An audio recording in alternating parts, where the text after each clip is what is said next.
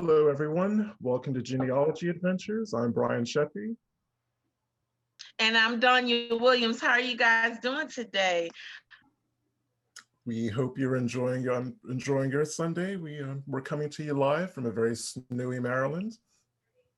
Yes, we are. It's snowing, and I just wanted to just really kind of say hello to all those that are there today. Again, my thing is acting up, but we have Joyce Haney from Arkansas. We're covering snowy Virginia, Janice Gilliard from New Jersey, and Michelle in Omaha. So we are stretched out today. Thank you so much for joining us. And we're really excited for this show. I know we're excited for all of them, but again, just really excited about this show. So pleased to be able to welcome Edward Ball to the show. For those of Hello. you who aren't familiar with Edward, hi, Edward. Hey, how are you, Brian? I'm fine. How are you today? I'm pretty well, thank you. So Mr. Ball is a former lecturer and journalist. He's an award-winning author. I believe 6 or 7 books. We're going to be focusing on one of those today, Slaves in the Family. In his books, he's an explorer of American kind of race and history. Does a superb job of covering that. And one of the things that's really impressed me about this book that we're going to talk about in this hour-long segment is he stepped up. He stepped up to research his family's enslaving past in South Carolina. He also stepped up to reach out to some of the descendants of those people that his family enslaved, which I'm sure all of us as genealogists and historians can appreciate that that's not the easiest thing to do, much less talking about that with your family. So with all of that, Mr. Ball, welcome to the show. Thank you so much. It's good to be with you. Okay. Yes, welcome to the show. I'm sorry. I'm sorry. Go ahead, Brian. So one of the things that I wanted to one of the first questions or areas I wanted to broach is something that we were just talking about before we went live online. And that was, I got a real feeling reading your book that your experience as a journalist and as a lecturer kind of informed the way that you wrote. The way that you write is very authentic. It's very authentic. You don't hold anything back. But we get a sense that there's a bit of an emotional distance, which, as a former lecturer myself, that's kind of ingrained in us. We kind of have that ability to talk about or write about very difficult things. And one of the bonuses for me was the fact that there wasn't that emotionality, that you didn't put yourself or your family like front and center in the book. If anything, you'd really kind of step back and you just told the story. You just relayed the history. And I was just wondering how difficult was that for you to kind of have to maintain that emotional distance? Well, it wasn't easy. The book we're talking about is called Slaves in the Family. I wrote it published in 1998. And I researched it from, let's say, 1994 until 1997. So we're talking 25 years ago. And at the time, I was a critic living in New York City, writing for newspapers and magazines. And I moved to Charleston, South Carolina, which is the home place of my father's family. My father's family, named Ball, have been in Charleston for 300 years. For the first 175 of those years, my father's family were slaveholders and operated rice plantations north of the city of Charleston. During that time, the Ball family operated a total of 25 different rice plantations. And over that span of time, 5 generations, the family enslaved close to 4,000 people. A large community, an extensive interlinked family community. And the plantations after the Civil War many of them became sharecrop farms, and employed at 50 cents a day about one half of the people who had once been enslaved on those same plantations. And they finally went out of business about 1920. I came along in 1995 with some questions.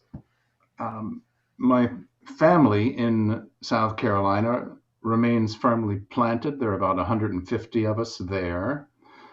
And I came from out of state, from New York to South Carolina, wanting to educate myself about this inheritance of slaveholding and wanting deeply to reckon with it, if you like, wanting to reach out to families whom we once enslaved. And these were my goals. And I went through several years of studying the paper record that survived from these plantations, which was extensive, and of gradually, one family at a time, one African-American family at a time, finding people in the present, reaching out to them and asking permission to visit. In the end, I wrote about 10 different African-American families from enslavement down to the present, telling their family narratives with their consent and participation. There were a number of families that I met that I did not write about, and the book was published in 1998. And during this process, which is a very emotional process, I began to write, and I was generating stories, and came upon the technique, Brian, that you point at, which is the sort of journalist's eye, which was, I used the first person, I used the word I put myself in the story, and I talk about visiting families, and I talk about the way we interact with one, and I talk about the research, but I don't dwell on the personal responses that I am feeling. The reality is that in the process of meeting dozens and dozens of African American families, there were numerous dozens of cathartic and tearful and shocking and angry and shameful interactions, meaning shame on my part and grace on the part of many of the families that I visited. Some of this, I thought, finally, to answer your question, that if I crowded the story with my own emotional outpouring, it would be a distraction, and it would also not give justice and centrality to the families that I hoped to give the honor of the center stage. So you might sense in the storytelling a kind of filtering of my personal emotions. Yeah, I think that's what you're pointing at. Yeah. One of my things about the whole thing, as a researcher and going into doing this stuff and finding your enslaved families, I was talking to Brian about it, and I actually said, I was angry with you as I was reading it. I actually got kind of angry with you because I was like, why is he so nonchalant about this whole thing?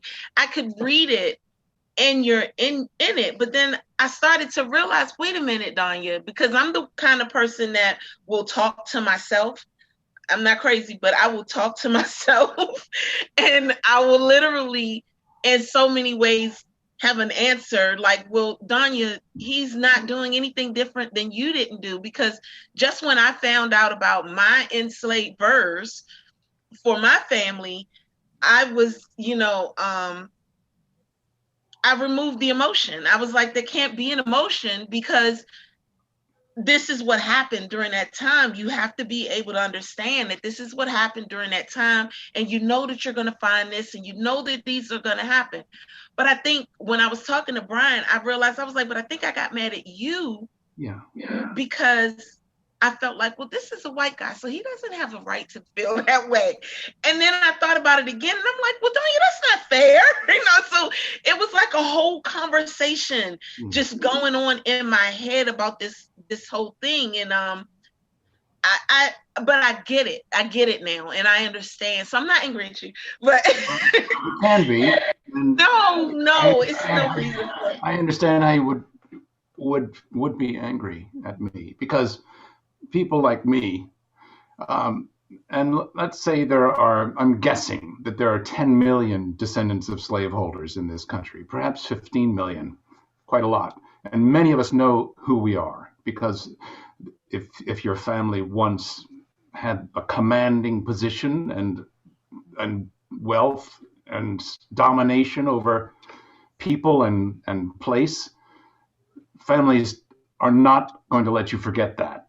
And the story is retold. And so it would make sense that you're angry at a person like me, or in me personally, because I'm bringing to the surface this relationship from which I'm going to acknowledge this right away, from which I take benefit.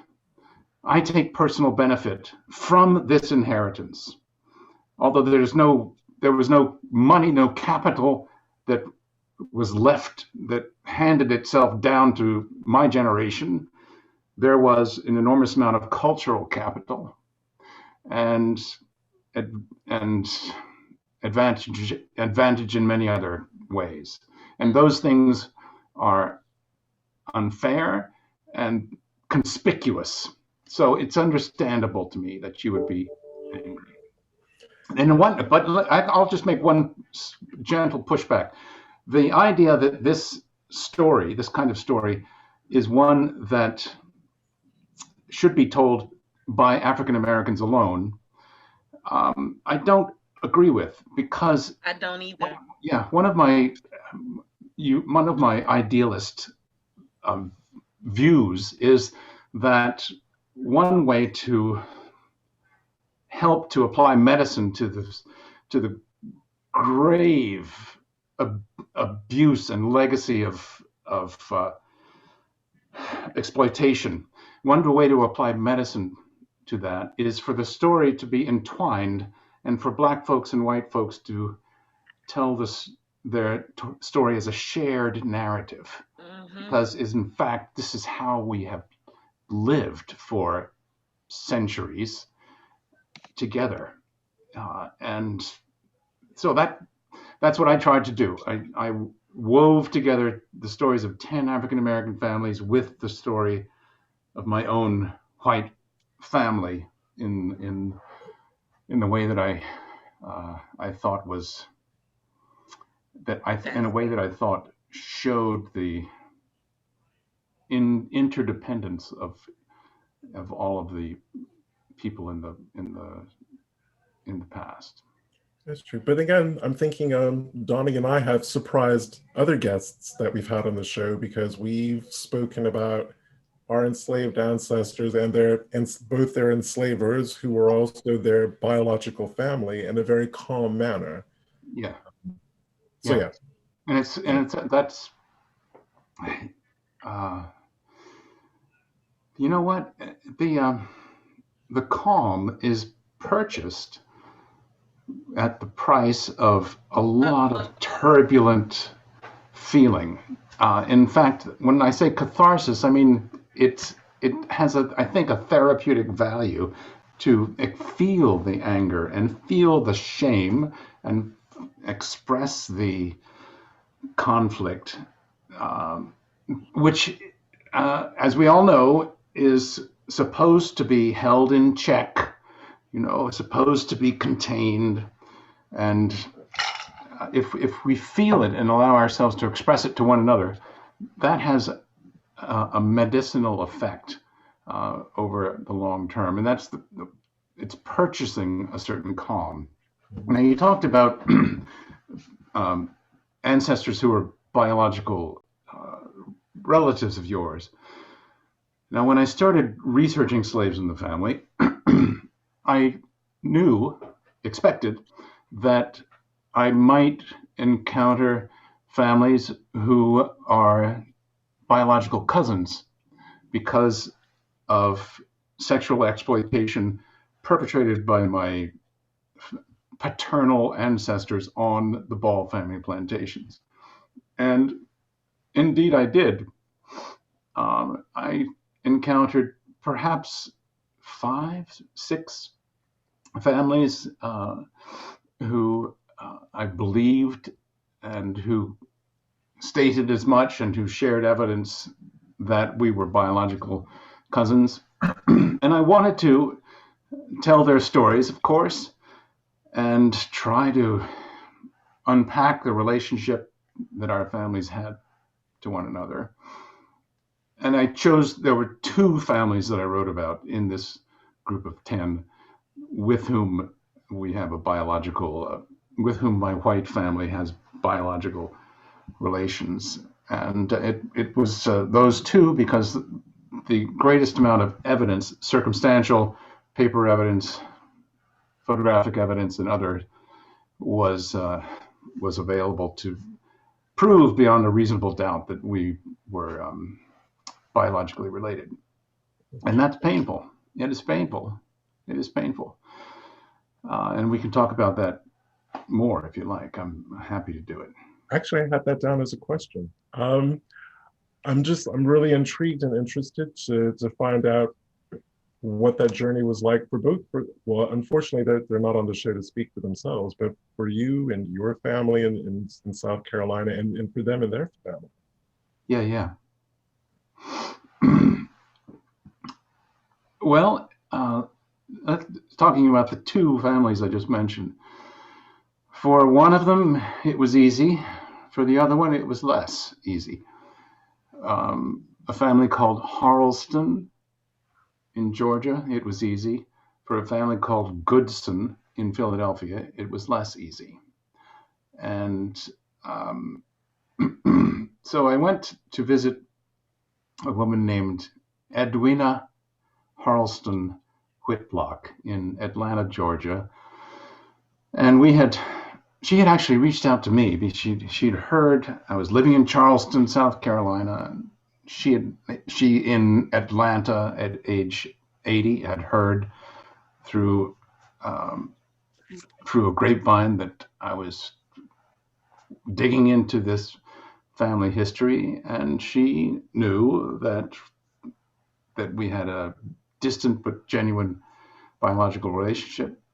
She reached out to me. She invited me to Atlanta, and so I went. And she had several children there. So I knock on her door, and she answers, and she's a very dignified older woman. And she says, "Well, there you are. We know all y'all's business." And I said, "Oh my God." And so it turned out that she did know a lot of our business. And she and her family and I went on a journey through the past, reconstructing our family connection generation by generation. And it was accompanied by a good deal of laughter and bonding. And I'm close to these folks today, 25 years later. I'm close to these folks. Edwina Harleston is no longer alive, but I'm close to her children and her children's children. For the family in Philadelphia, I think it was was harder for them. Their experience, they compared with the Harlestons, who were upwardly mobile, if you like, university educated, professional members of the African American strong middle class. The Goodson family had been sharecroppers as young people in the 40s and 50s, and lived in poverty in the countryside, right next to the plantation where their predecessors had been enslaved, the Ball Plantation. And those who lived in Philadelphia had come with the Great Migration in the 50s and 60s and had solid union jobs in healthcare and in transportation, and I lived in a lower middle class neighborhood of North Philadelphia. And I think that the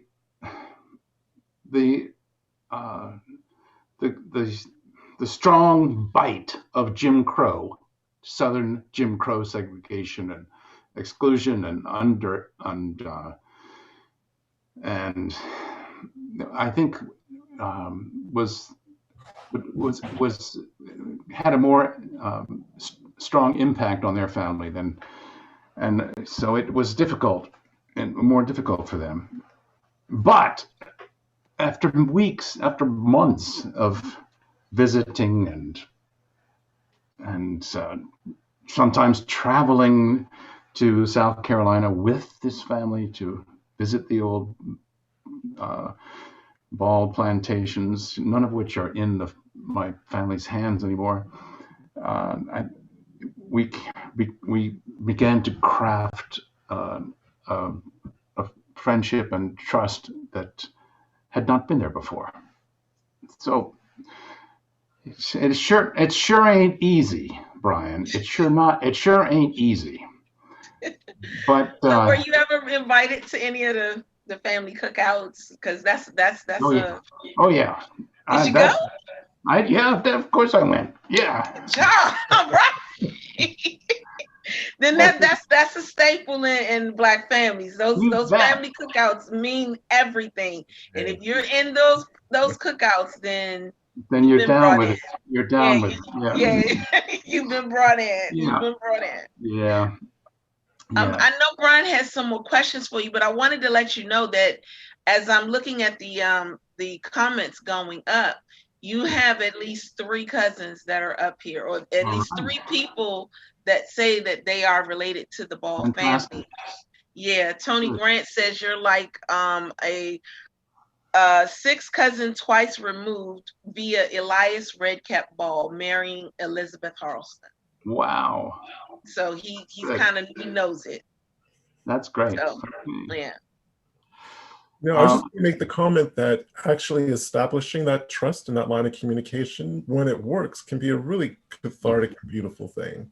And I remember when I was meeting my biological cousins, were connected through slavery. Yeah. After we kind of built up that rapport and that trust, and we both sides of the families class each other as family. Yeah. We're connected on Facebook, and we just have a great time with each other. And that took a little time to build. And we always both ask the same questions. If Americans could just sit down and just have a rational adult conversation about slavery and kind of why certain aspects of our society look and feel the way that they do today, that could go a long way towards really just kind of finally tackling that chapter in our past. Yeah, I think it's true. And however, it's painstaking. It can be done. It takes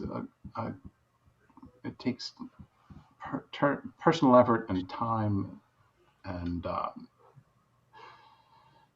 I applaud anybody, white and Black, who want to walk that road, because it does lead to a better place. Do you because like I said, it took me a minute to get to the book and everything, so I've read part of it and I have seen it, and I know that Brian wants to get on Captain Nancy, but I wanted to ask you I wanted to ask you very quickly. One of the things that I saw online with one of your videos was when you were in Portland and you were talking to them about slaves and the family, and you had the man to get up talking about he misunderstood when you said restitution, and he thought it was repercussions or reparations. I'm sorry, I said repercussions. Reparations. I wonder what went through your mind when he said that. Like, did he just actually hear something that he wanted to hear? And then also you came back with the fact that you guys were actually that there was a fund that was being done through this book where you were trying to figure out the best way as a group, both Black and white, to, somehow build something from that. Did that happen yet? Yeah, it happened 20 years ago. Okay.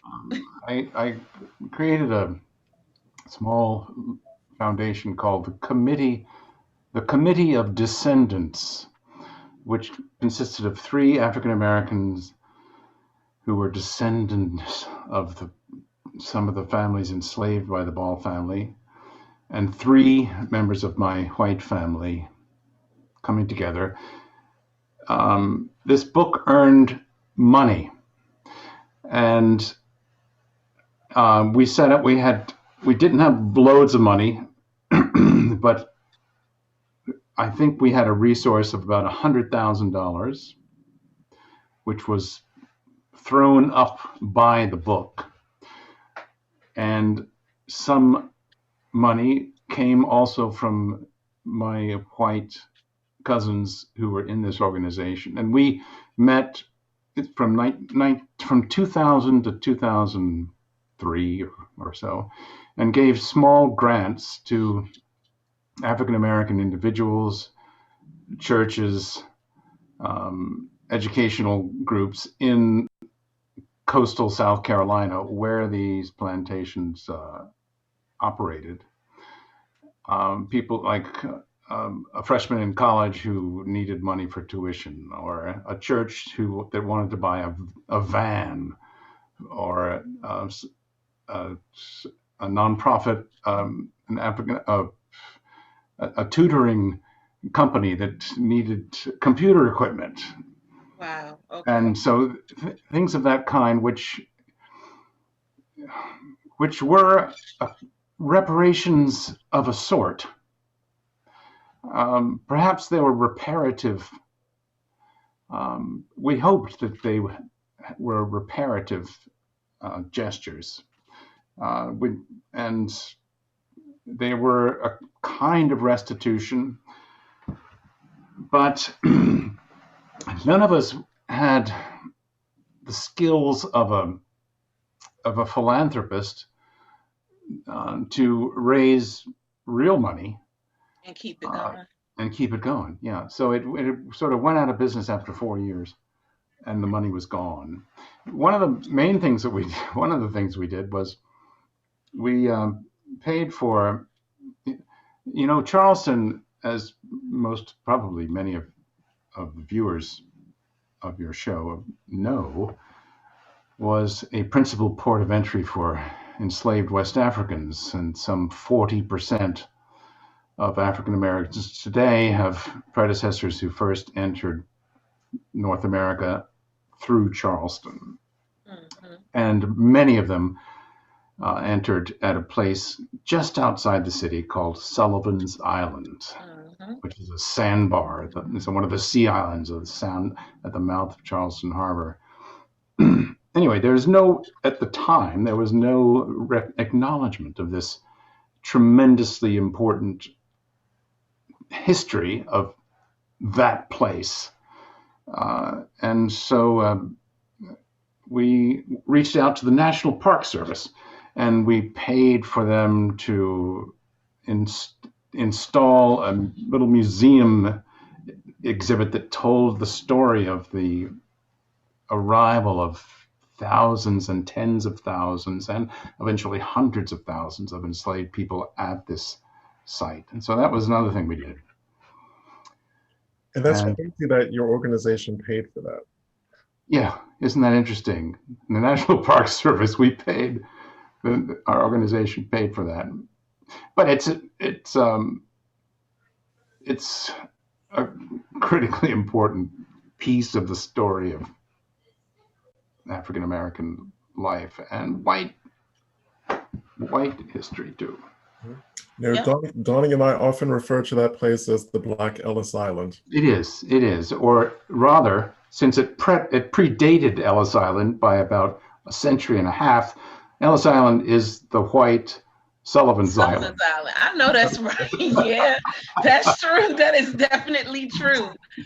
That's definitely true. But yeah, I mean, it's sad that you have to say it the way that you do, because people don't take Ellis, they think of Ellis Island first before Sullivan's Island. But you're absolutely right. Sullivan's Island was before it, and technically Ellis Island is the white version of Sullivan's Island. But it is, I'm from what I've read of your book so far, I do like it a lot. It's given a lot of insight in researching. It definitely takes me down a path that I've gone through when it comes to me and my research for as far as who my enslaver was and actually how I connect to him, because I am a descendant of my enslaver. So it was very familiar. I think that's a really good word. But Captain Nancy Bryant, let's get on her. Can I just jump in with another really, really quick question, and then we definitely will be coming to Nancy. So I was just going to ask, as a writer, as a historian, someone who put his heart and soul into telling this history. First of all, I love your sense of humor. We have a very similar kind of dry, witty kind of sense of humor. Yes. And you have spoken about this book numerous times, and you were talking about the book. This is a very old video that's on YouTube. You were talking about some really left field, bizarre comments that you got, and I have 3. And I just want to get a sense of, people are very good at seeing the trees, but not the overall forest. And they were picking out some really bizarre things to comment about. So you were telling about a story about a woman quibbled with you because she thought you confused the history of the viola and the cello. Yes, that was hilarious. This is a book about enslaved people and your family's history with slavery, and then they're coming out with quibbling about the history between violas and cellos. And the one that killed me, and this isn't just an American thing, because you had this really random comment from an English person who was like, "Oh yeah, I read your book. It was great. I've seen Elias's Ball's potty chair." I mean, when you hear things like that, what goes through your head? Well, I think in psychiatry, this kind of reaction is called substitution. It's when the thing that you don't want to look at is in front of you, you substitute something else to displace your gaze from it. And that happens, or has happened numerous times. And I understand it. It's a way of returning to the, how can we say, the disavowal. The disavowal is when you know something is important and yet you refuse to look at it and acknowledge it. Yeah, which is a commonplace reaction to the inheritance of enslavement in this country, right? And those cases are the funnier ones of of the manifestations of disavowal that I've encountered. Many different other ones too. Yeah. So the bit that Donnie and I are also interested in finding out more about is we very rarely hear authentic accounts about women who were enslavers. So, I mean, little bits are coming out about Martha Washington, the wife of George, and how she treated her enslaved people. But you didn't really hold back about your ancestor, Miss Nancy. Right, Nancy. She was married to a guy named John Ball Jr. in the early 1800s, and John Ball Jr. was one of the plantation masters who controlled 3 or 4 plantations and enslaved perhaps 300 to 400 people. Her husband, Captain Nancy is her nickname, and I'm sorry to say that I don't remember her actual name because it's been supplanted in my memory by her nickname. In the family, in my white family, this is how she is known. Her husband, John Ball Jr., dies in 1834, and she inherits his property. And typically what would happen in a case like that, the principal slaveholder's wife would allow her brother, her male cousin, or some other male figure to manage and run the business, and she would step aside and benefit from it. Well, Captain Nancy was not that kind of a person, and so she became a very sort of strict, almost like a sergeant. She was a captain on the plantation, and the family story. I mean, some of this stuff is actually oral tradition that comes down in my father's family for 150 years.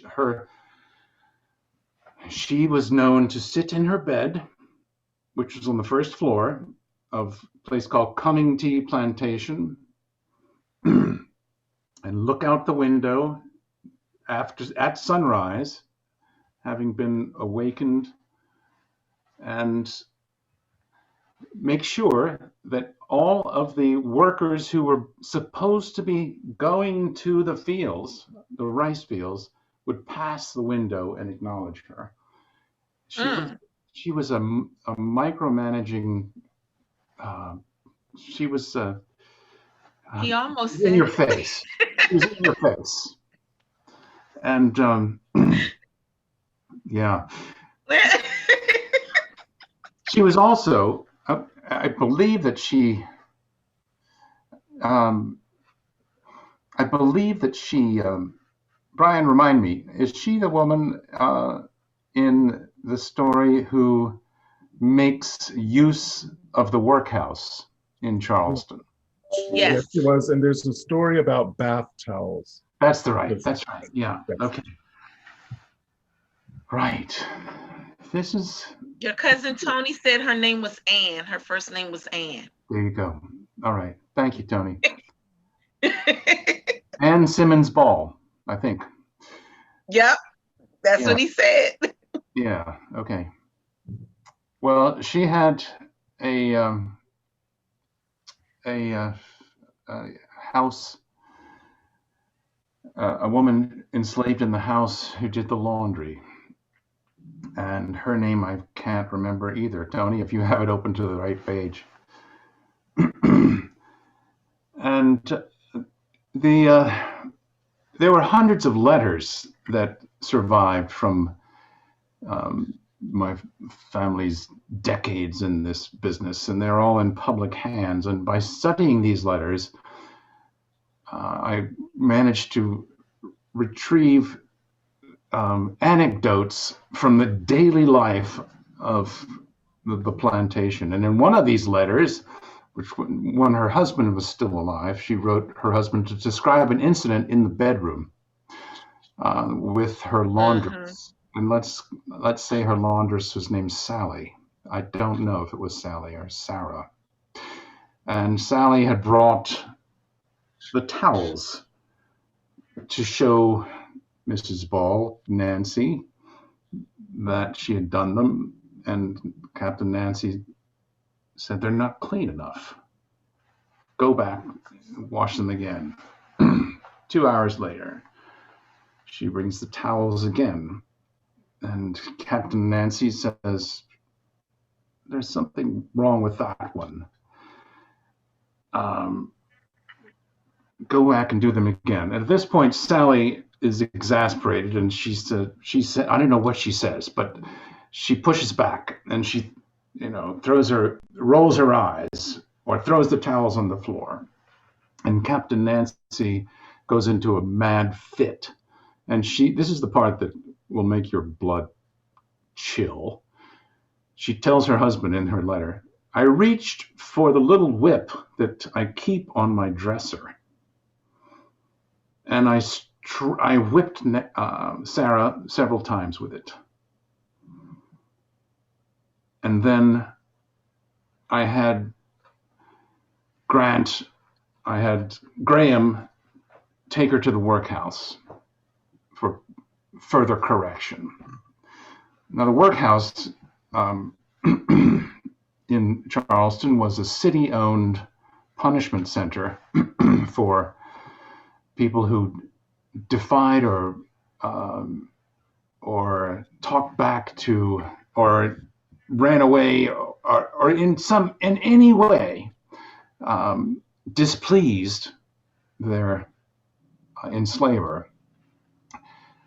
On the plantations outside of town, 20 miles away, the physical humiliation and torment was laid on to African American workers personally, publicly, in front of the whole community. In the city, this was regarded by the elite white class as unseemly. And so there was actually this place called the workhouse where enslaved people would be sent by their enslavers to be whipped.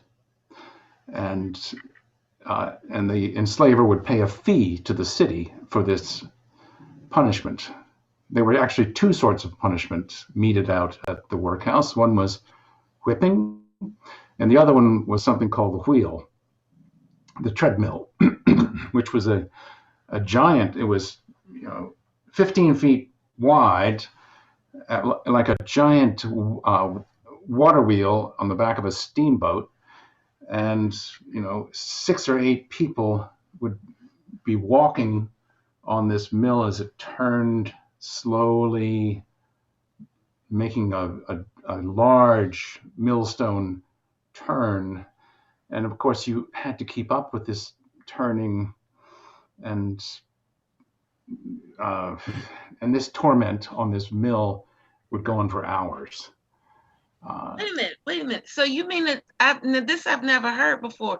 You mean to tell me that they had to just walk on this wheel just over and over? They were keeping it rolling? Yeah. I've never heard that. Yeah, you can imagine like a stairmaster, that you just have to keep climbing the stairs. And every 30 minutes, the person being tormented would be given a 2-minute break to sit off against the wall and recoup, then back on the treadmill. And this would go on for hours and hours. So did the spinning of the wheel, was that being powered? Because this is actually like a question on the thing. Was that powered by the people that were walking on it, or was someone actually turning the wheel? No, this was it's not as though they really needed a big millstone to grind corn to be sold by grocers, but that's what this was. It was like a giant grain milling operation. Wow. That was done In other circumstances, it would have been done by water. By water. Yeah, that's what it Right? sounds like. Right. But in this Wow. case, it was used as a torture device. And this was run by the city of Charleston, which collected money. So Captain Nancy sent Sarah to the workhouse. And I didn't find any evidence of what happened after that, but it was a sign. All it was necessary to have was this one piece of evidence that this was a commonplace.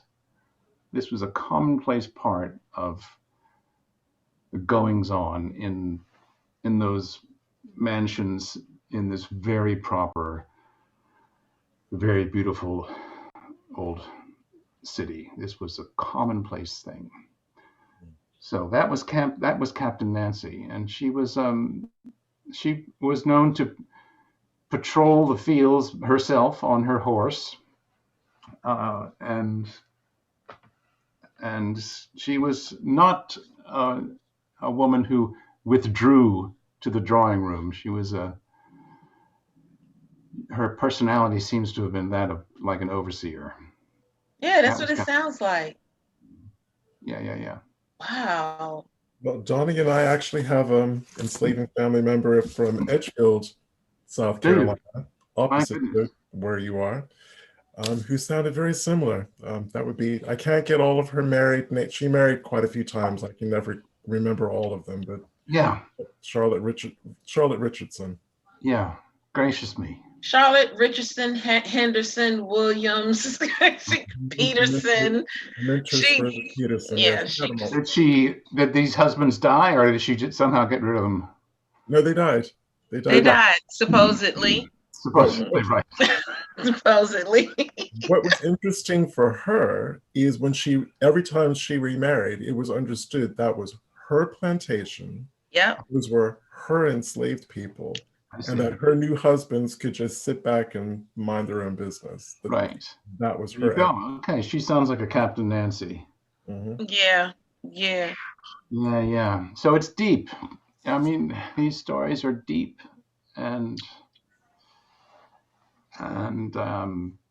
but they can be excavated. I mean, I guess at some point we'll talk about record keeping, but some extraordinary stories can be excavated with a certain amount of luck and persistence. Well, before we get to audience questions, which I'm sure Donnie has queued up, my kind of last one is, as researchers, we start off with names on sheets of paper, names and documents, and they are just names. But at some point, these people start to become three-dimensional, 360-degree people. And at what point in your research did that kind of transformation happen? Gosh, and I guess about a year into it, I suppose. The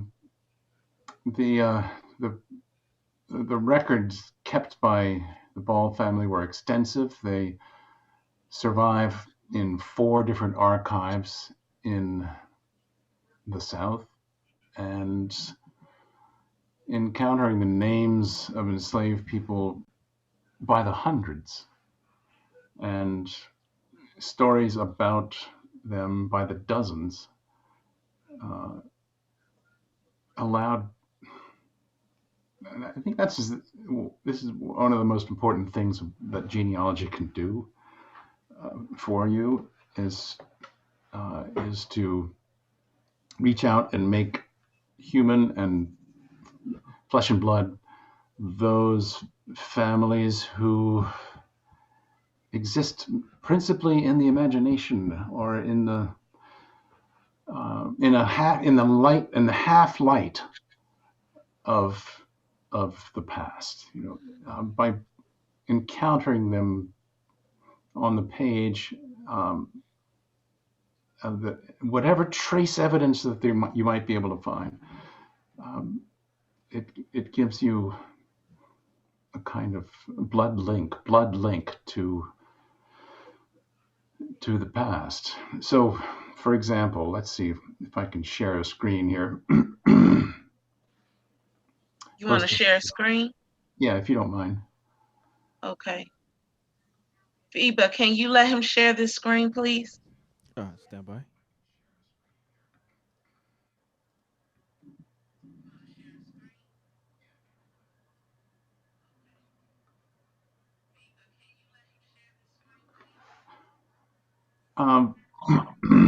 As it happens, the Ball family were extensive record keepers, and by historical accident, their body of records survived the Civil War and were You can try given now. to libraries throughout the South. You should be able to do it now. Yeah. There you go. So this would be an example of a list of enslaved people on a plantation called Limerick, north of the city of Charleston. And every year, the enslaver would write down the life events of the important life events of people enslaved on the plantation. This would be the name of a child. This would be the name of her mother. This would be the plantation where she lived. This is the date of her birth. And she dies as an infant. This is the date of her death. Wow. Yeah. This is an inventory from a plantation called Pimlico, also north of the city of Charleston. I am sure that both of you all have seen things like this, where you find that people are confined to and their economic value. This is a column of workers on the plantation, and a column that shows their possible resale value. Let's see if I can find. So while you're still looking for all of that, there's a new museum that's getting ready to open in Charleston, African American Museum. And are you going to be sharing some of these records called the International African American Museum? I think that's what it's called, IAAM. Will you be sharing some of these records with them? Well, they haven't asked me. First of all, these are not my records, but they're all the property of 4 different libraries that possessed a mass of papers called the Ball family papers. And I'm friends with Tony Carrier, who is the archivist of that museum. Right. And I suspect that we're going to have this conversation in the near to medium future, because she is interested in this set of records herself. I suspect that what might happen is that copies of this enormous hoard of papers will be made and find their way to the library of the International African American Museum. Now I'm showing you right now. If I can, I just make one remark about this. This is one of the keys that I believe helps people to get through the brick wall of 1865. So, Danya, do you have any personal experience looking at this kind of thing, the sharecropping contracts? Both Brian and I do. Yeah. Okay. So you know what I'm about to tell you. And after emancipation, African Americans chose a surname for themselves, and the sharecropping contracts, which are in in the possession of the Freedmen's Bureau Freedmen's records Bureau. in the National Archives are the place where the first use of surnames by individual families can be found. So what I did was, in order to make the connection between living African American families and their enslaved ancestors, was pass through these contracts and using the names, the first names of these families, to return to the records of enslavement, like the ones I just showed you a moment ago. I could make sure, I could confirm that such and such a person lived on these records from the period of enslavement, lived on a certain plantation, and so on. So there. But, in this list, it always strikes me, because I'm working with a team of people on something very similar involving Sapelo and Butler Islands in Georgia. Is in terms of building out family trees for these enslaved people, especially those really early in the colonial period. Most of the time you get the name of the mother. You rarely get the name of the father. And you just get the feeling that for most of these people, they knew who the father was, but they don't put it down. Right. Yeah. Right. I think that is true. And some enslavers were more careless about how they documented what for them was their business. In the case of the Ball family, many of the plantations have records that are identify households on the plantation, and each household will have a mother and a father and children. Each cabin is identified in certain parts of the records of the account books. But when it comes to birth records, often the mother is the only parent name. Yeah. Well, the time has come this has just gone so fast, and I just want to thank you so much for being on the show. You've definitely given us so much information. I did have one question from one of our people, which was A.E. Barlow asked, what was your thoughts on reparation? If you can just kind of give a quick summary of that, right. That would be awesome. Right. Well, as I described, I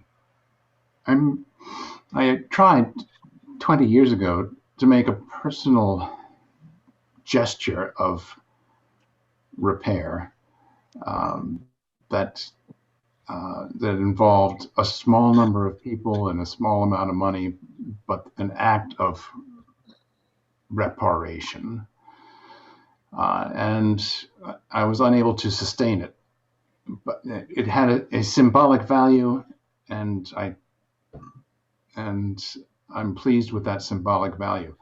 Now, today, it's interesting and encouraging to see that reparations for enslavement have reached the national conversation in a serious way, and I think that that's a good thing.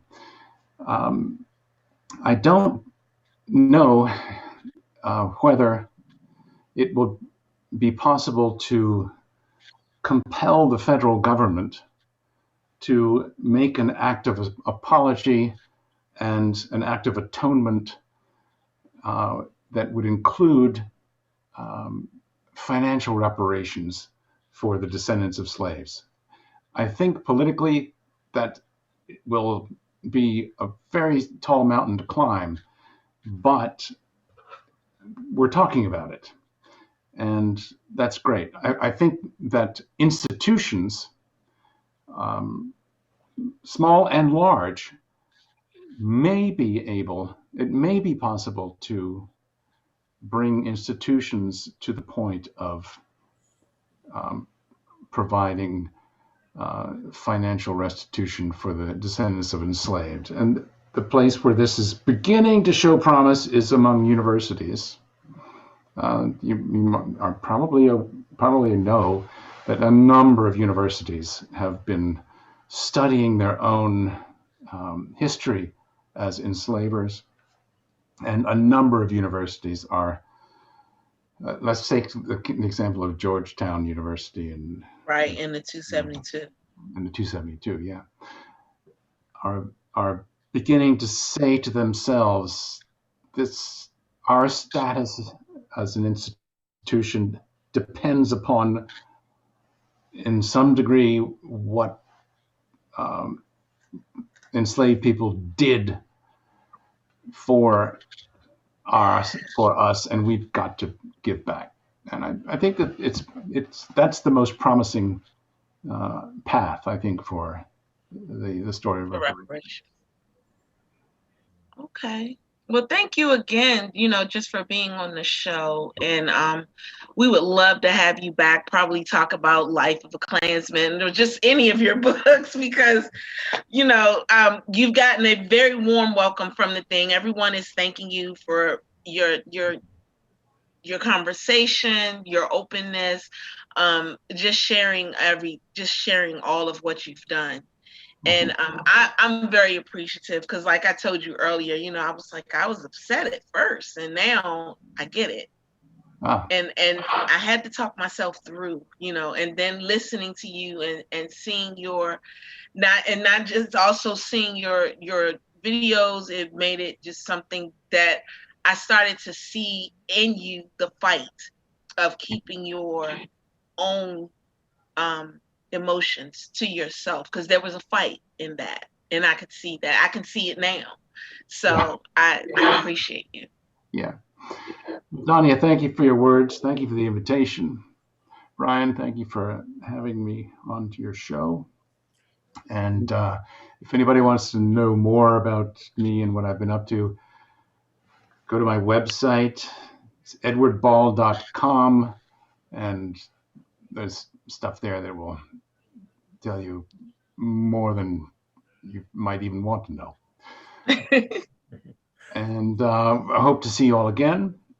You will. And be well. We would love to have you back on the show. All right. Be well. Enjoy the rest of your Sunday. All of you at home, enjoy your Sunday. We'll be posting about next week's show tomorrow. Until then, have a blessed Sunday. I'm Brian Sheffy. And I'm Danya Williams. Goodbye, guys. Bye. We'll see you soon.